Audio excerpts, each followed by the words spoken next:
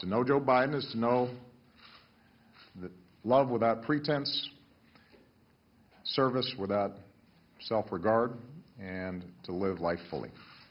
As one of his longtime colleagues in the Senate, who happened to be a Republican, once said, if you can't admire Joe Biden as a person, you've got a problem. He is as good a man as God ever created. So, Joe, for your faith in your fellow Americans, for your love of country, and for your lifetime of service that will endure through the generations, I'd like to ask the military aide to join us on stage.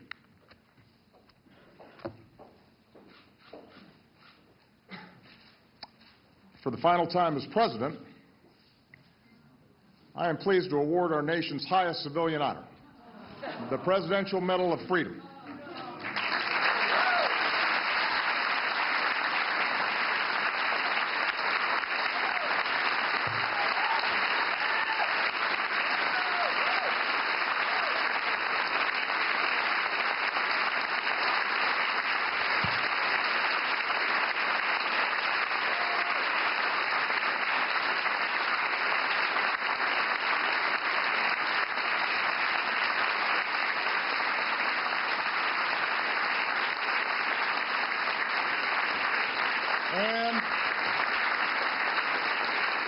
And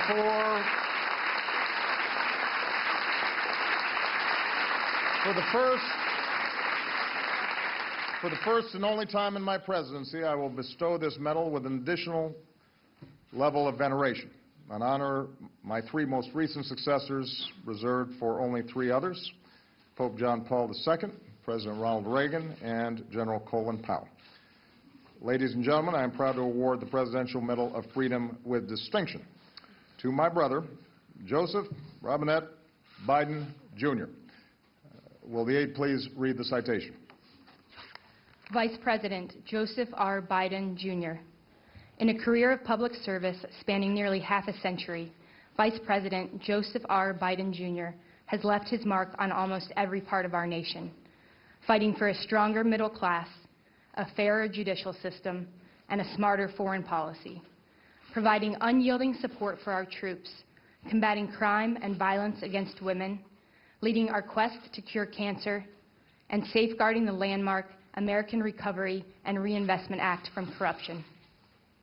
With his charm, candor, unabashed optimism, and deep and abiding patriotism, Joe Biden has garnered the respect and esteem of colleagues of both parties, and the friendship of people across the nation and around the world, while summoning the strength, faith, and grace to overcome great personal tragedy. This son of Scranton, Claymont, and Wilmington has become one of the most consequential vice presidents in American history, an accolade that nonetheless rests firmly behind his legacy as husband, father, and grandfather.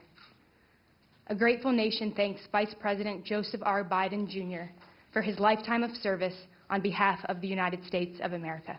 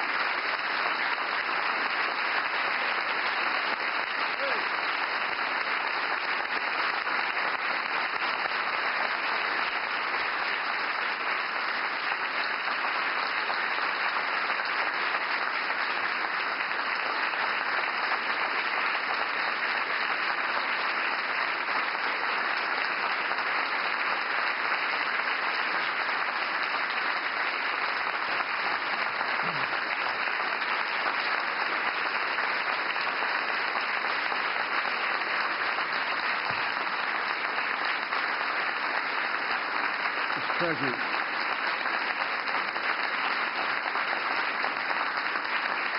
Please, thank you. Thank you.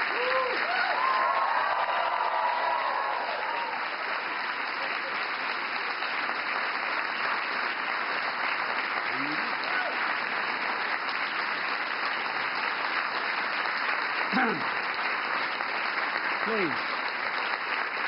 Thank you. Ricchetti, you're fired.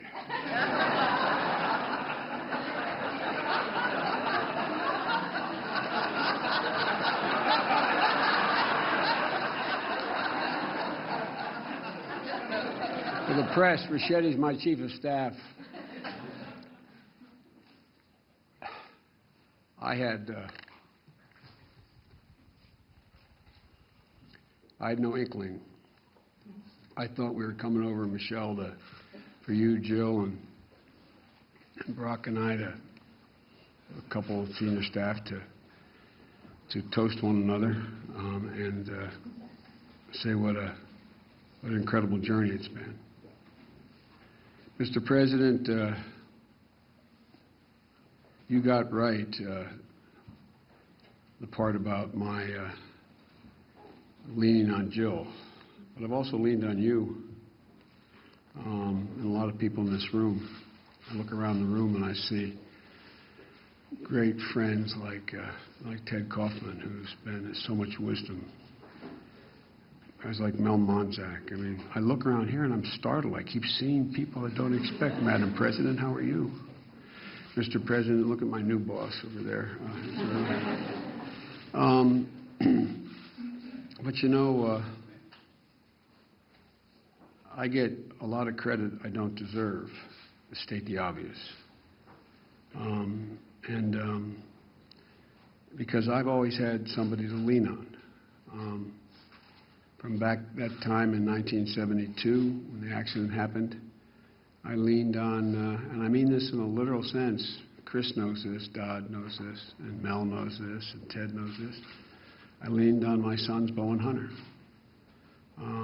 I continue to lean on Hunter, who continues to, in a bizarre kind of way, raise me. I mean, I've leaned on them. You know, Mr. President, you observed early on that when either one of my boys would walk in the room, they'd walk up and say, "Dad, what can I get you? Dad, what do you need?" And then Jill came along and she saved our life. No man deserves one great love, let alone two. But everybody knows here I am Jill's husband. Everybody knows that I love her more than she loves me. With good reason.